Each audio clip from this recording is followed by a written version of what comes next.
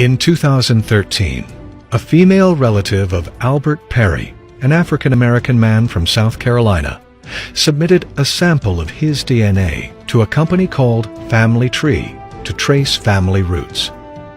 During the routine DNA analysis, technicians at the genetic testing company made an extremely rare discovery.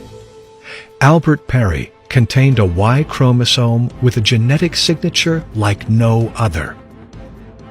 Y chromosomes are the hereditary factor determining the male sex.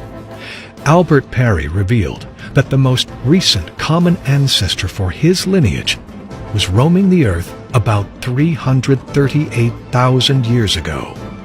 Geneticists have been able to prove that all men tested thus far in these commercial databases can trace their Y chromosome to a common male ancestor labeled Adam that lived between 60,000 and 140,000 years ago. This made his DNA over twice as old as any fossil on record for Homo sapiens. Now scientists are questioning everything that is known about the time and location of the first people on Earth. Is this finally the proof pre-Adamite theorists have been looking for?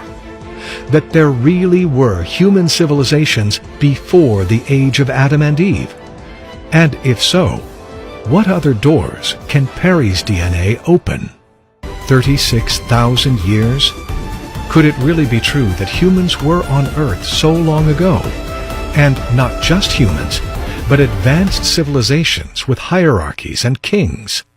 It's not just the Sumerian kings list, it's also the Egyptian kings list of Manetho. Writes about the dynasties going back, maybe not as long, but at least 30,000 BC. Gods like Thoth and others, deities that were called the 9 particular reigning deities of the Egyptian world.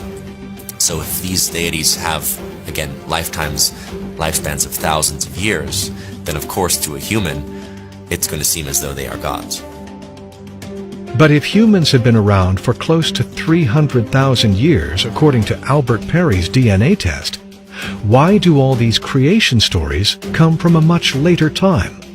And even more odd, why do we hold on to the truths that were given to us by these gods? If they weren't gods, is it possible that these beings were able to manipulate human DNA to such a point that the original free-roaming human species became part of a worker class with shorter lives and of less power? If the lifespan of our early kings was 36,000 years, it appears